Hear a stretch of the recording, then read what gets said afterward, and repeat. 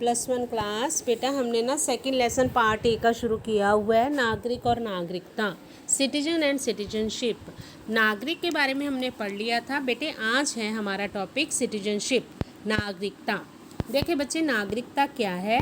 नागरिकता नागरिक का राज्य में वह कानूनी पद होता है जिसके फलस्वरूप वह राज्य में रहते हुए अधिकार का उपयोग करता है और अपने कर्तव्यों का पालन भी करता है। मतलब ये एक स्टेटस है बेटा, स्टेटस है जो एक नागरिक को दिया जाता है कि वो जब राज्य में रहता है तो अपने अधिकारों का भी प्रयोग करे और अपने जो राज्य के प्रति उसकी ड्यूटीज़ है वो उनका भी ओबे करे।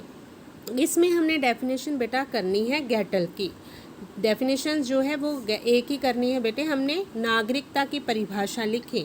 नागरिकता की परिभाषा में है गेटल की परिभाषा।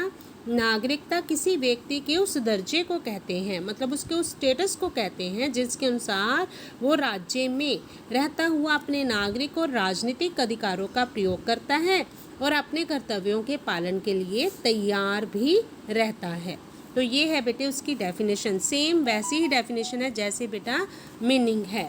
आगे है नागरिकता की विशेषताएं लिखें, मतलब उसके फीचर्स हमने लिखने हैं। इसका पहला फीचर क्या है? नंबर 1 है राज्य की सदस्यता। नागरिक की तरह ही नागरिकता की पहली विशेषता होती है कि जो उसकी राज्य की सदस्यता। राज्य का सदस्य होने के बिना नागरिकता वाले गुण जो हैं वो प्राप्त किए ही नहीं जा सकते। तो सबसे पहले राज्य की सदस्यता उस नागरिक के पास होनी जरूरी है। सेकंड है सर्वव्यापकता। सर्वव्यापकता नागरिकता की दूसरी विशेषता है जिसका अभिप्राय है कि हर एक नागरिक जो शहर में जा रहता हो या गांव में, चाहे वो अमीर हो या गरीब हो, नौकरी करता हो या ना करता हो, उसे नागरिकता प्राप्त होती है, मतलब सबके पास होती है।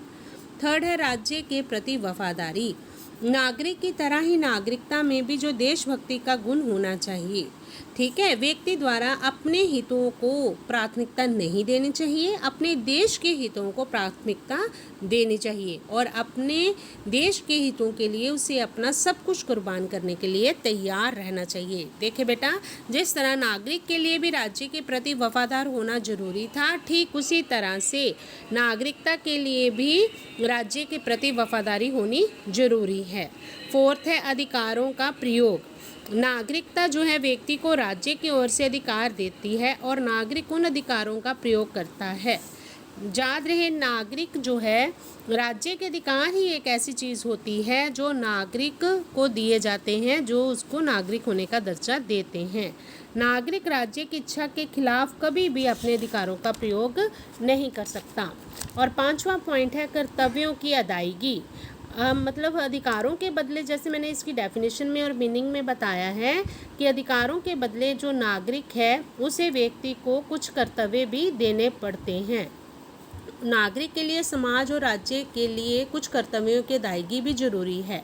यदि नागरिक कर्तव्यों की अदायगी नहीं करता तो उसके अधिकार वेस्ट हो जाते हैं। ओके बेटा।